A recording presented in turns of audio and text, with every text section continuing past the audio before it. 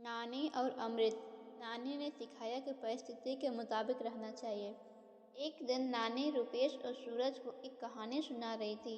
वह बोली, एक बार की बात है, एक ऋषि ने सफ़ेद कौवे को अमृत की तलाश में भेजा, लेकिन उन्होंने कौवे को यह चेतावनी भी दी कि तुम्हें केवल अमृत के बारे में पता करना है, उसे पीना नहीं है। अगर तुमने उसे पी लिया तो उसका खामियाजा भुगतना पड़ेगा। सफ़ेद कौवे ने ऋषि की बात सुनकर हामी भर दी और अमृत की तलाश में निकल पड़ा। कई दिन की खोज के बाद कौवे को आखिर अमृत के बारे में पता चल गया। ऋषि ने उसे अमृत न पीने के बारे में आगाह किया था, लेकिन अमृत मिलने के बाद कौवे से रहा नहीं गया। उसने सोचा कि ऐसा मौका सबको नहीं मिलता, लिहाजा उसने ऋषि को दिया गया वचन तोड़ते हुए अमृत पी लिया।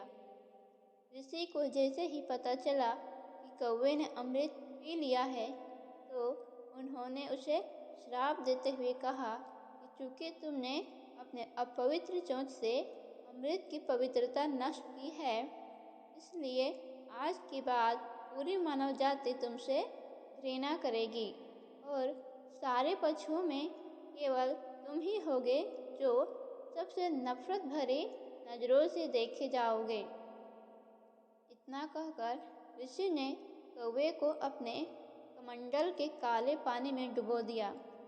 तभी से कौवे काले रंग के हो गए।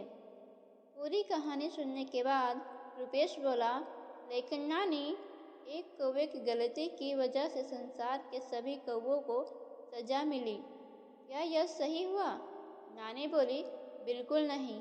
यह कहानी सुनकर तुमने सवाल पूछा, मुझे यह बहुत अच्छा लगा। हर चीज़ को आँख मूंद कर सुन लेना और विश्वास कर लेना अच्छी बात नहीं है।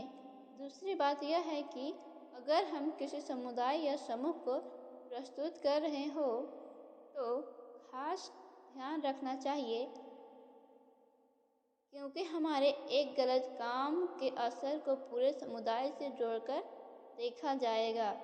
ठीक ऐसा ही उस कौवे के साथ हुआ।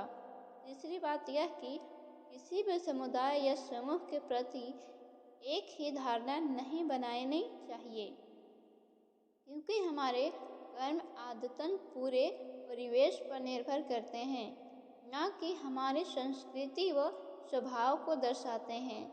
उस कौवे के सामने अमृत का पात्र रखा था, तो उसने उसमें से थोड़ा चख लिया। उसकी जगह कोई और होता तो संभवतः वह भी वही करता, लेकिन उस ऋषि ने एक कौवे की भूल की सजा सभी कौवों को दी। इससे सहमत नहीं हुआ जा सकता।